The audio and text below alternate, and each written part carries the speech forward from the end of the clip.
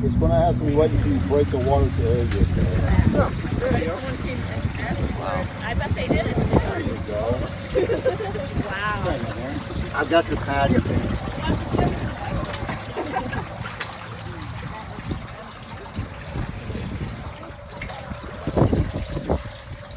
There you go. So that is the rain diverter screen and Okay. Filter to look at daily. The way It this needs to be operates, looked at if you daily. look, you see this motor. The motor controls through that shaft down there. You see that little flap that's in the Yeah. open position? Yes. This is why it's called a rain diverter. When the system is dormant for 10 minutes, it's running, right? But nobody has been out here on the splash pad. If the splash pad is dormant for 10 minutes, this thing is going to open. It's going to assume that there's a lull in the usage of the splash pad because of weather. Okay? So after 10 minutes of dormancy, this motor is going to open the flap, let any rainwater that comes in go down, and this is going to storm sewer. So it's going to do that instead of rainwater going in and filling up your tank, is that the like we were speaking a minute ago. that's the flap That's open correct. right Yeah, now? the one at the bottom down there. And it does automatic. It's all Automatic. This is all automated. We used to have to open and close it before we had that There's a pump. timer on the control. That it's not seeing water coming in? Nope, just time. Just time. Now, then, conversely, okay, a storm shower passes, people are going back out to the splash pad.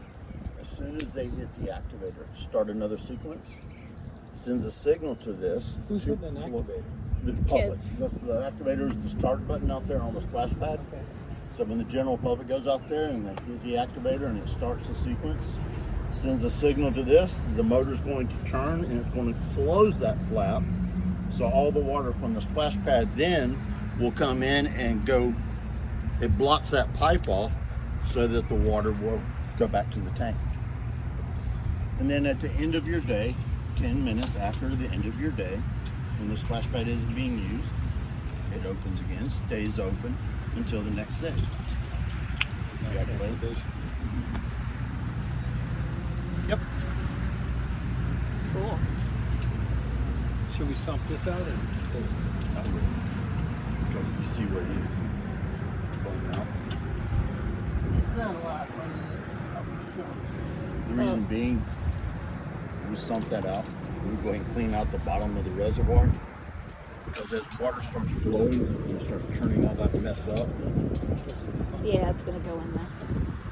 Take you longer to get. To clean everything in there. Yeah. Oh, it'd be, yeah, absolutely. So, it's a nightmare to have to clean that out. Clean those out. No, So is this no, when water need a thumb. it opens, I'm assuming a does thumb it phase. feed into our tank? Yeah, so and it's the recycled, so like it comes here, it goes through this filter and then goes back into the tank before it hits all that And do stuff. we have a in there. sump and extension So cord and is a garden it- hose out here? AOC has it. is it like a I water don't saver have it. too? Like where we don't have to use our own water? Yeah, so we recycle the water, so like we only get fresh water every once in a while.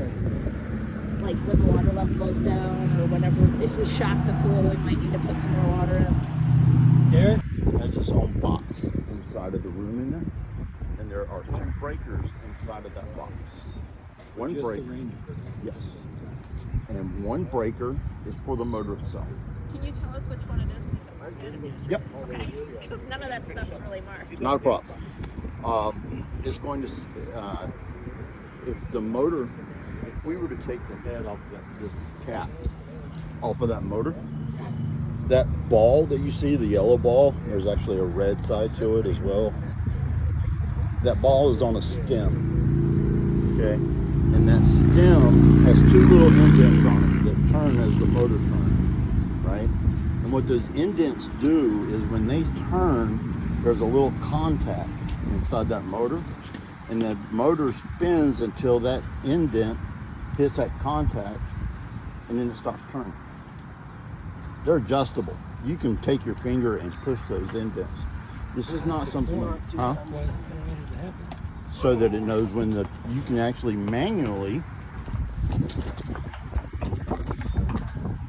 You take that, open that little silver thing, yeah, that little door. I'm gonna move this over to the side. If you look on this side, there's a Someplace Allen wrench clamped onto the back of it right there, right? you can use it to turn that. You can manually turn it. Yeah. But when you manually turn it, you're turning those indents as well. So if you ever do it, you just sit there and turn, and you'll end up doing this. So then when you go to flip it back on, these indents are now sitting like this, and you have to readjust it. I have not a clue what you're talking about. That's okay. It's easier to see. What is it you actually have to do is you would have to readjust it.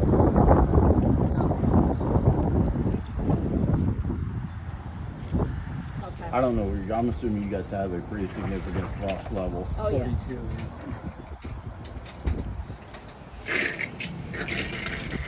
Fantastic. Teresa asked if we should have this thing completely dry, and Roger said that we should do our best, period, to get it below the frost level. So you're not go by that. I'm not gonna keep you do that with your hands.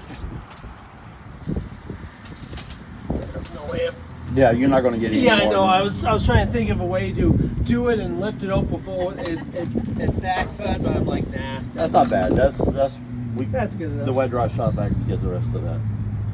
Get that crud out. mean and how to Troubleshooting? maybe fix it? Yeah. No. There is a checklist for winterization and spring startup. Everything we're doing, there is a checklist, Great. itemized checklist for this process. But as far for troubleshooting, not really. 'Cause that would be like my main concern, the troubleshooting. Since last year we had like 4 different incidents where things happened where we were just like, I don't know, just hit these buttons and keep hitting them. We're not sure how to respond or what to do to fix the problem. Yeah. So the water gets drained out of the ring diverter, and then we got to clean this out by hand, scrubbing it down so all the sides are clean. Then we go over to the pump tank where the treated water is. Right now it's getting pumped out. It has to be empty. And then we have to get in there and we have to clean the walls and stuff so that it is clean when we start to put water in it to fire up the filter. Roger's cleaning the screen. It should be done probably every day early on and then every couple days, just to make sure it's the second line of defense that goes into the treated pump system.